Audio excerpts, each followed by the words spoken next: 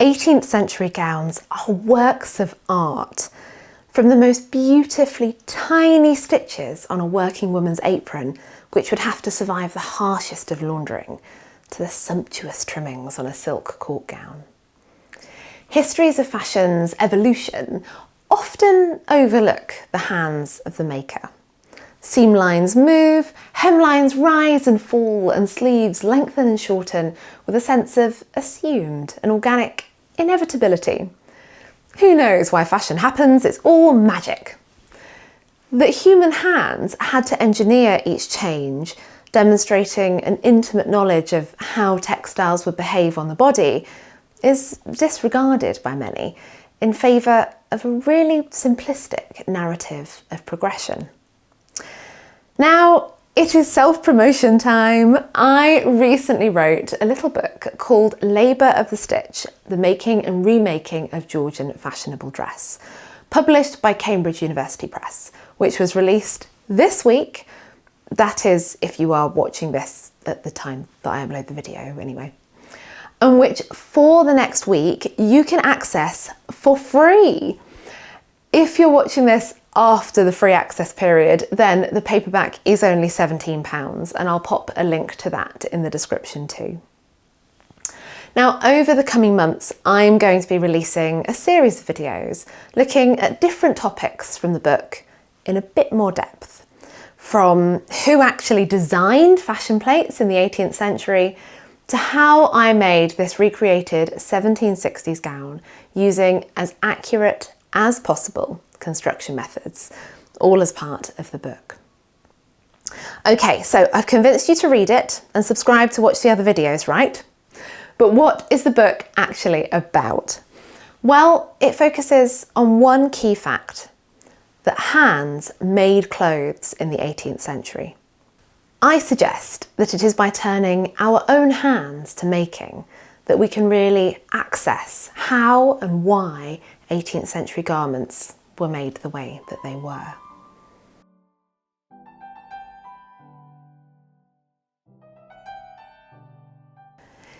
The skill of women's garment makers, both professional and amateur, has been really overlooked by historians, or worse, scorned as unskilled and insignificant. The blame for this dismissal lies with a range of factors, from gendered struggles with the tailoring trades to broader issues around the framing of women's labour. This has cast the manual skill of women's garment making into the shadows of the grand historical narratives which have dominated the study of 18th century England, most notably industrialisation. During the later 18th century, the scenery of England altered radically. England's rolling hills and agricultural landscape was peppered with smoke-puffing factories as its cities grew exponentially. Innovations like the spinning jenny eliminated the need for the spinner's fingers. The industrialisation of textile manufacture actively aimed to reduce the need for hands within the production processes, as it attempted to replicate and imitate their skill in mechanised form. As the 19th century progressed, the hands of garment makers would unevenly follow those of spinners and weavers, as the invention of the sewing machine gradually recast the role of haptic hand skill within the sewing process.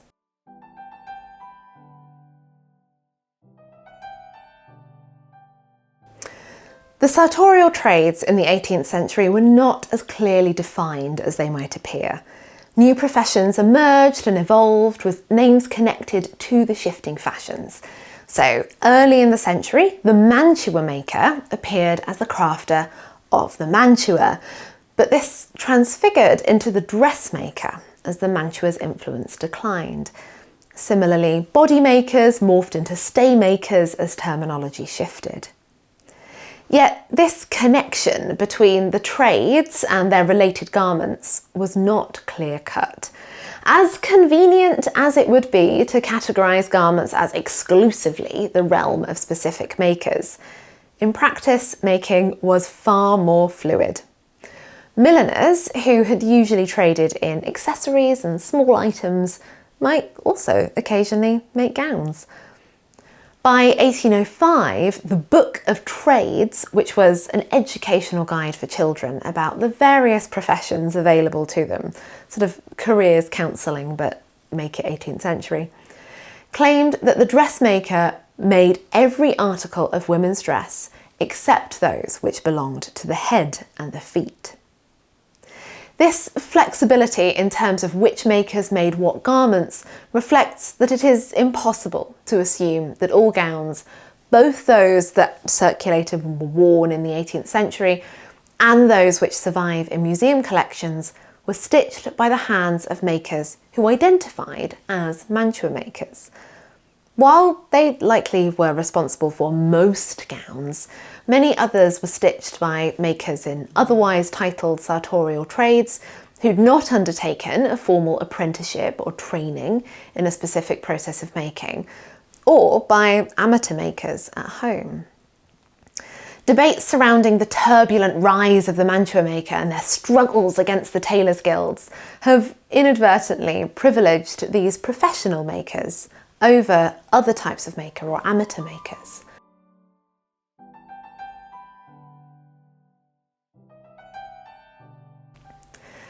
Even some of the big-name fashion historians like Janet Arnold were quick to say that mantua makers' work was sloppy and unskilled. Thanks, Janet. In the cultural imagination, the tailor was granted mystical sartorial powers.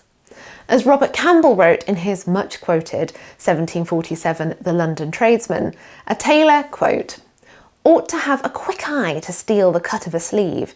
Any bungler may cut out a shape when he has a pattern before him, but a good workman takes it by his eye in the passing of a chariot. This innate virtuosity at recognising and translating an observed sartorial feature into a two-dimensional scheme for cutting with alarming alacrity, Campbell states, is the tailor's genius. Campbell allows that the mantua maker does also have genius, but hers is as a mistress of the art of dissimulation, which means to conceal one's thoughts. I had to look that one up too. Her skill at pretense must be primarily directed towards, quote, a vast stock of patience to bear the tempers of most of the customers. While Campbell is able to provide some outline of the practice of almost all of the other male-dominated trades described in the volume, 3/4 of the entry on mantua makers is devoted to ensuring that young apprentices and journeywomen avoid, quote, the snares laid for them by designing men, because a girl is such a tender, ticklish plant to rear that there is no permitting her out of leading strings till she is bound to a husband. Dripping in misogyny, Campbell framed the mantua maker as the sister of the tailor, and like any obedient sibling, she was expected to marry rather than become threateningly independent.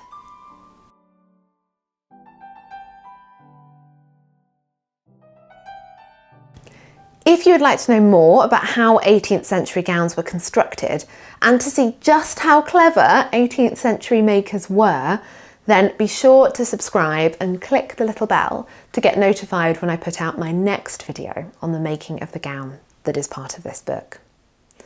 While the skill of mantua making was not recorded in instruction manuals or records of training, it is imbued within the fruits of that labour, the gowns themselves.